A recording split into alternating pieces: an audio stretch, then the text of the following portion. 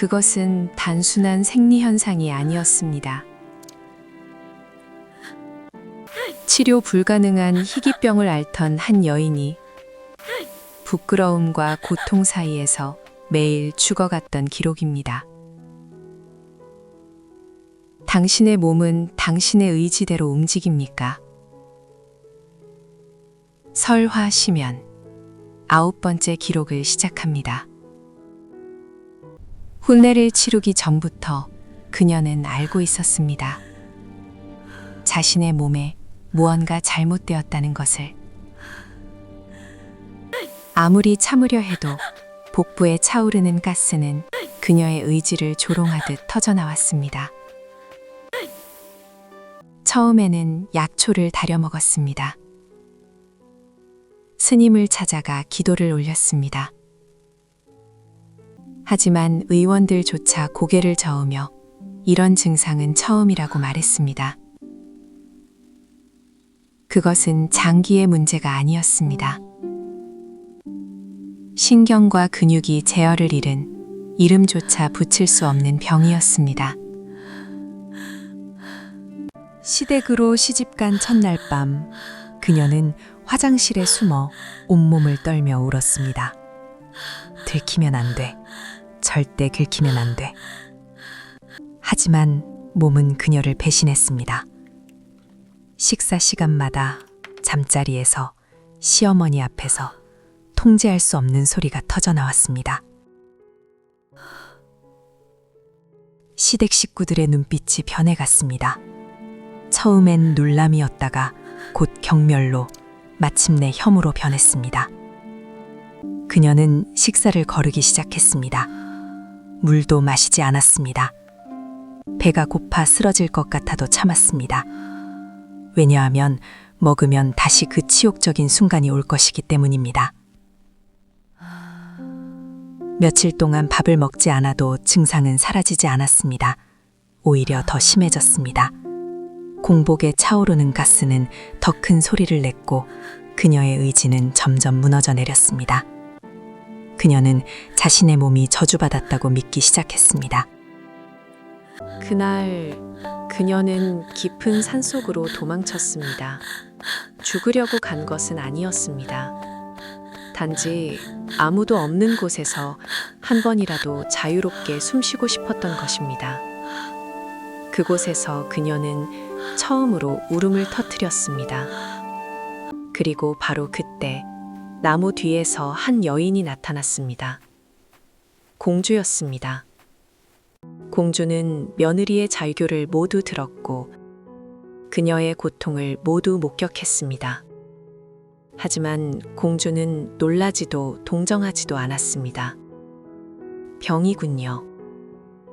공주의 말은 냉정했습니다. 연민도 위로도 없었습니다. 단지 사실만을 진술했습니다. 며느리는 그 차가운 목소리에 오히려 안도했습니다. 처음으로 자신을 괴물이 아닌 환자로 본 사람을 만난 것입니다. 치료할 수 있습니까? 며느리의 떨리는 목소리에 공주는 잠시 침묵했습니다.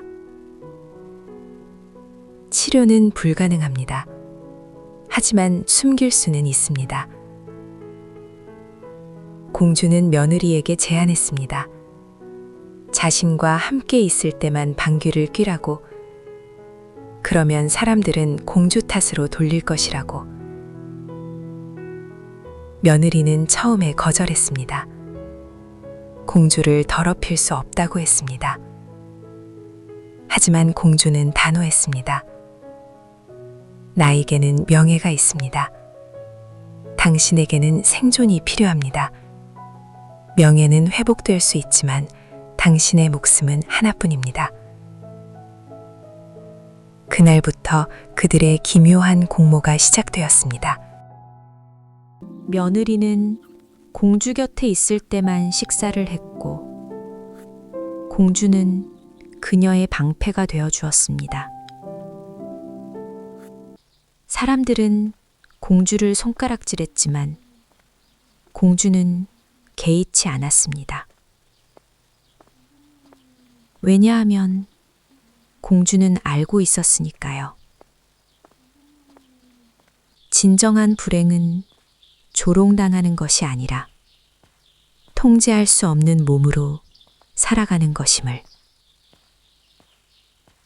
사람들은 공주가 방귀쟁이였다고 말합니다. 하지만 진실을 아는 이는 단 2사람뿐이었습니다. 공주는 목격자였습니다. 그녀가 목격한 것은 한 여인의 부끄러움이 아니라 질병 앞에서 무너지는 인간의 존엄이었습니다. 공주는 며느리에게 물었습니다. 왜 가족들에게 말하지 않았습니까? 당신의 병을. 며느리는 씁쓸하게 웃었습니다. 말했습니다. 하지만 그들은 믿지 않았습니다. 병이 아니라 버릇없음이라고, 예의가 없다고 했습니다. 보이지 않는 병은 존재하지 않는 것과 같습니다. 공주는 침묵했습니다. 그 침묵 속에서 며느리는 깨달았습니다. 공주는 자신을 구원하려는 것이 아니라 그저 목격하려는 것임을. 부끄러움 앞에서 가장 냉정한 것이 때로는 최선의 자비라는 것을. 세월이 흘렀습니다. 며느리의 병은 결국 낫지 않았습니다. 하지만 그녀는 살아남았습니다. 공주라는 목격자가 있었기에, 자신이 완전히 사라지지 않았다는 것을 알았기에. 공주가 죽은 후 사람들은 그녀를 방귀쟁이 공주로 기억했습니다. 하지만 며느리만은 알고 있었습니다. 공주는 누군가의 고통을 대신 짊어진 침묵의 증인이었다는 것을. 우리는 모두 통제할 수 없는 무언가를 안고 살아갑니다. 보이지 않는 병, 말할 수 없는 고통, 이해받지 못하는 아픔.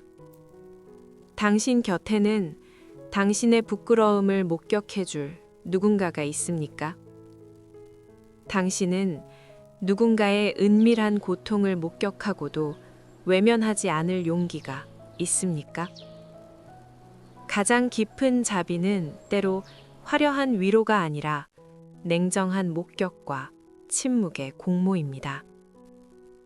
설화 시면 9번째 기록을 마칩니다.